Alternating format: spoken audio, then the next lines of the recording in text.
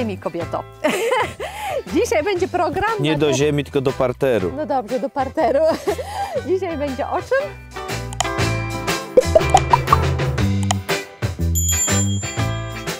Nie o drzewkach, tylko o mniszku pospolitym, o dmuchawcu, nie o mleczu, nie mylimy tego z mleczem.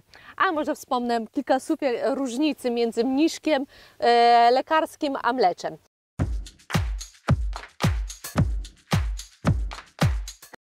Zobaczcie, w mniszku pospolitym mamy tutaj liście wychodzące zaraz przy rozecie, zaraz wychodzące z gruntu, widzicie? Nie ma liści umiejscowionych na łodydze. Natomiast w mleczu macie łodygę, do której umiejscowione liście, jak również z tej jednej łodygi mogą iść odgałęzienia i są również kwiatostany. Natomiast tutaj jest jedna łodyga, jeden kwiat i może wychodzić ich kilka łodyg z rozety. Dobra, to tyle, ale to nie o tym chciałam wspomnieć. W zeszłym roku zasadziliśmy tutaj z nasionek mnóstwo, z nadzieją, że nam coś wyrośnie, ponieważ jest to piękny kwiat. My go z Marcinem uwielbiamy. Zawsze się dziwiliśmy, że wiele osób podchodzi do niego jak do chwastu i nie za bardzo go sobie ceni, a my jakoś tak, no przecież one są śliczne. No nie pachnie, ale my to tak z wiosną kojarzymy, no po prostu zobaczcie ten kolor, no coś cudnego. I zasialiśmy go i wyobraźcie sobie, bardzo mało nam tego wyrosło. A niedawno byliśmy u znajomego i tak mówimy, dlaczego tak to jest? On ma tak dużo tego mniszka pospolitego, a u nas nic nie ma. Mówimy, coś nie tak jest. I zaczęliśmy trochę zgłębiać, szukać, czytać. I wyobraźcie sobie, jednym z sumie takich, kilka jest powodów, dlaczego tak.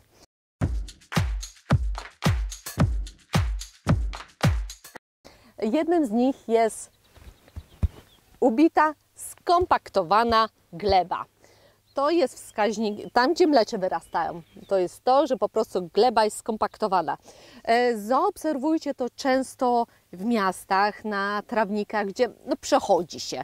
Gleba jest twarda i mniszek lekarski, wyrastając tam, próbuje tą glebę rozpulchnić, rozluźnić, ponieważ korzeń od mniszka lekarskiego idzie bardzo w głąb, naprawdę sięga tymi korzeniami, próbuje to rozepchać. Dużo poniżej korzeni traw. Tak. Jest czyli z głębszej... Tak, ale to jeszcze dojdziemy. Następna rzecz. To będzie następna rzecz. To jest jedna rzecz. Właśnie druga rzecz, o której Marcin chciał zacząć.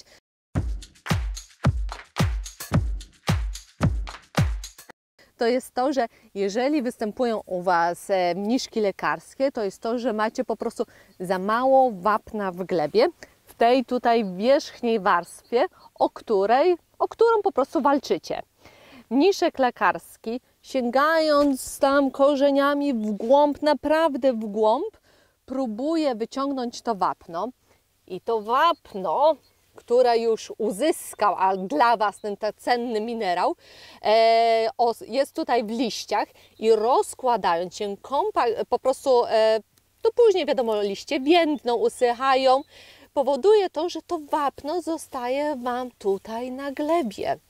I jest to naprawdę bardzo dobry wskaźnik dla Was. Jeżeli macie mniszek lekarski, to znaczy, że po prostu Wasza gleba ma za mało wapnia.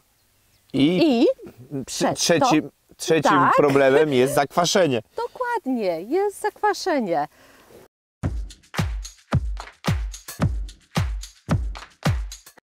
I trzeci powód, tak jak już wcześniej wspomniałam, kwaśna gleba. No właśnie, więc po co kupować wapno i sypać na pola?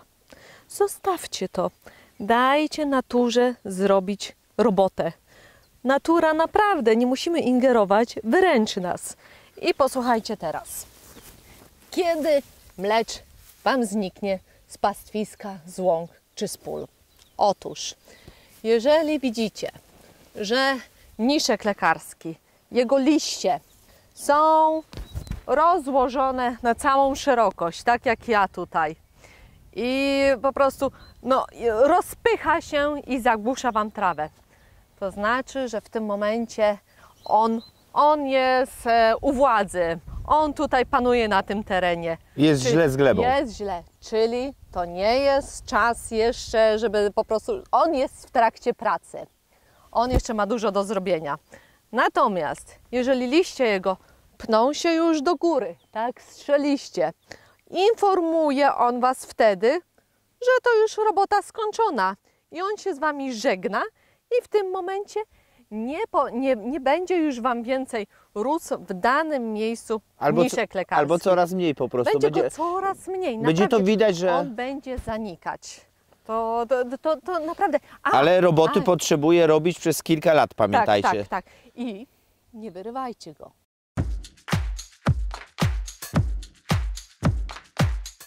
Bo to jest walka z wiatrakiem. Jak wy wyrywiecie mniszka lekarskiego, to on w tym momencie daje znać, wydziera się, że słuchajcie, to jeszcze nie jest skończone. Ja to znowuż wrócę na to samo miejsce. I to jest robota głupiego.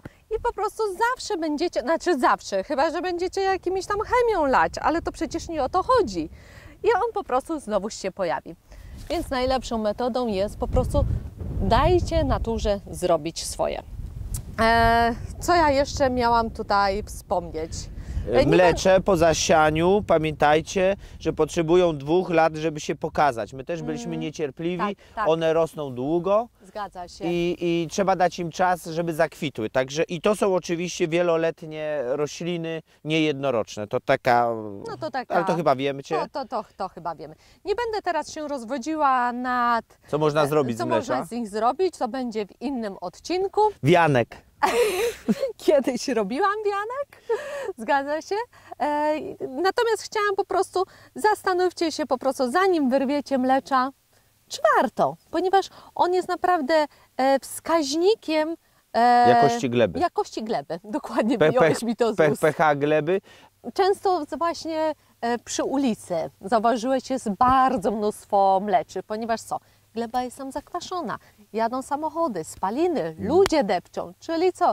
Kompaktują, kwaśna gleba.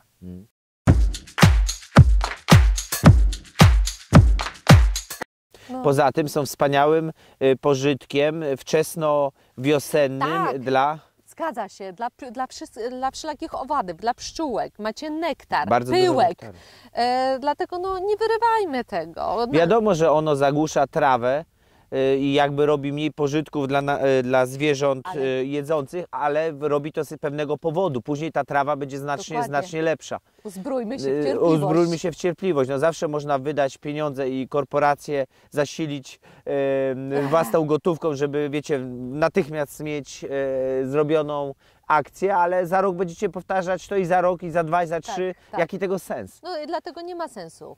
Tak nam się wydaje. Chodź tutaj przed kamerę, bo ktoś może powiedzieć, że wiesz, że z ulicy sąsiad mi tutaj podpowiada co nieco. Zaraz zobaczycie, kto tam się przed chwilą do Was z mądrościami jeszcze udzielał. To ja, morświnek. Tak, to on, morświnek.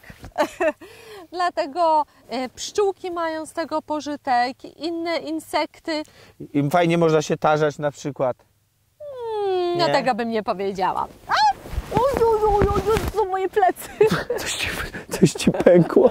Stara, to tylko się położyłaś. Ty mi krzywdę robisz.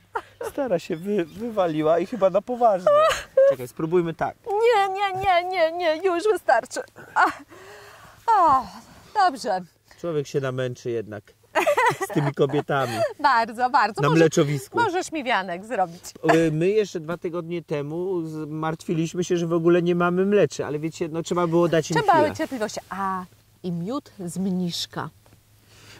Generalnie zrobimy następny odcinek kawy z mniszka, korzenia. No bardzo dużo. Bardzo dużo tego jest i to zrobimy na jakiś następny odcinek. Maceraty i inne rzeczy. Ale to będzie w kolejnych odcinkach, na które Was serdecznie zapraszamy. Pachnie, ale słabo. A w następnym odcinku zobaczycie, jak Marcin był na kradzieży, na szaberku mlecza u naszego znajomego. Tak jest. Kradłem. Kradł, jak zwykle. Ale się przyznałem. Dobrze, dziękujemy Wam za dzisiaj i do zobaczenia. Hej. Trzymajcie się. Miłej środy. Dokładnie. Kupcie sobie lody. Kupcie sobie lody. waniliowe.